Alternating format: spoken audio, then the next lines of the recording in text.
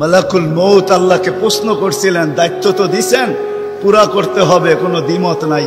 কিন্তু মনে ভাবে মানুষ সারাদিন আমার নামের চর্চা করবে, খালি বলবে এই লোকটার কোনো কাজ নাই, শুধু সারাদিন গাজীপুরে ঘুরতে থাকে, যাকে মনে চায় তাকে উঠায় নিতে থাকে, সারাদিন আমার আলোচনা করবে, মানুষের মুখে মুখে থাকবে। তো আল্লাহ প্রতি উত্তরে বলছিলেন, সাআজআলু লিল মাউতি সাবাবা, আমরা মৃত্যুর কারণ বানায় দিব। ইয়াযকুরু সাবাব ওয়া ইয়ানসাক, মানুষ কারণ নিয়ে আলোচনা করবে, তোমার নাম ভুলেও নিবে না। এখন নাম নিতেছে ডেঙ্গু, কয়েকদিন আগে নাম নিছে করোনা, কখনো নাম নেয় স্ট্রোক করছে, কখনো নাম নেয় এটা সেটা, ঠিক না? আরেকটা কারণও আছে,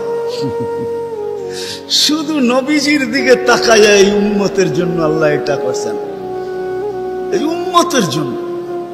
এই উম্মতকে আল্লাহ আখিরাতে শাস্তি দিতে চান না। হায় হায়, উম্মত যদি নবী চিনত। আয়সা পড়ছি অবেলা, তো হাতে সময়ও নাই, আর হইল ওয়াজ মাহফিল, অন্য কিছু হইলে হয়তো ওইদিকে চলে যেতাম। নবীজি শুনানের সময় আমার কাছে এখন নাই। যে উম্মত নবী চিনে না, নবীর কারণেই আমরা পাইছি। এই উম্মতকে শাস্তি আল্লাহ আখিরাতে ইনশাআল্লাহ দিবে না। হ্যাঁ, দেয় তো দেয় কি কইরা, যার উপরে 3-3 বার কুদরতি হাত লাগছে। কয়বার? সৃষ্টি লগ্নে একবার, বাছাই পর্বে একবার। আমরা বাছাইকৃত উম্মত।